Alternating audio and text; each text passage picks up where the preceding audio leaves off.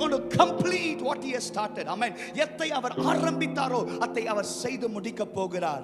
அந்த வசனம் சொல்லுது, surely the arms of the Lord is not short. Hallelujah. இன்னைக்கு நான் சொல்லுகிறேன், நீங்க எந்த இடத்துல விழுந்திருக்கிறீங்களோ அந்த இடத்துல இருந்து என் தேவன் தூக்க வல்லவராய் இருக்கிறார். ஆனால் ஒரே ஒன்று என்னன்னா, நம்மளையும் ஆண்டவரும் தூரம் பண்ணி இருக்குது பாவம். யோசேப்பை அவனுடைய ஓன் சகோதரர்கள் எடுத்துட்டு போய் எங்க போட்டாங்க? ஒரு குழியில போட்டாங்க. யாருமே பார்க்க முடியல. everybody thought it was finished. முடிந்தது என்று நினைத்தாங்க. ஆனால் முடிந்த கதைக்கு கர்த்தர் ஒரு புதிய ஆரம்பத்தை தந்தார். யாக்கோபுடைய வாழ்க்கையில பார்க்கும்போது இரவும் பகலும் ஒரே கண்ணீர் வேதனை. யோசேப்புடைய வாழ்க்கை முடிந்தது என்று யாக்கோபு நினைத்தார். ஆனால் மறைமுகமாக ஆண்டவர் யாக்கோபுக்கு ஒரு அற்புதத்தை செய்து கொண்டிருந்தார். ஹல்லேலூயா. And not only that, God was preparing Joseph. யோசேப்பை ஆண்டவர் ஒரு unseen realmல ஆண்டவர் என்ன பண்ணி கொண்டிருந்தார்? உருவாக்கி கொண்டிருந்தார்.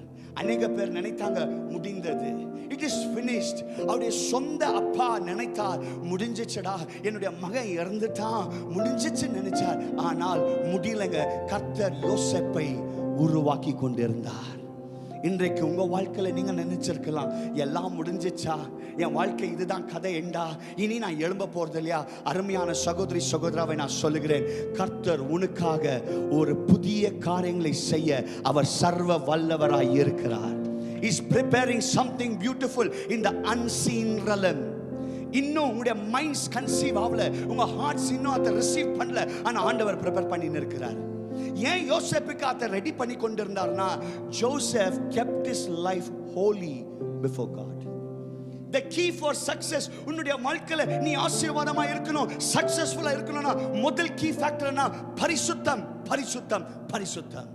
அருமையான சகோதரி சகோதராவே, இன்னைக்கு நான் சொல்லுகிறேன், யோசேப்பு அவருடைய பரிசுத்தத்தை காத்துக்கொண்டனால அவர் விழுந்த ஆழத்திலிருந்து கர்த்தர் உயர்வான ஸ்தானத்துக்கு எடுத்துக்கொண்டு போயிட்டாரியா. ஹல்லேலூயா. இந்த கூட்டத்துக்கு வந்திருக்க ஒருவருக்கும் சொல்லுகிறேன், don't worry where you have fallen, just think my God is able to lift you up. ஆமென். என் தேவன் உயர்த்த அவர் சர்வ வல்லவராக இருக்கிறார். அந்த வசனம் சொல்லுது, nor his ears are too dull to hear.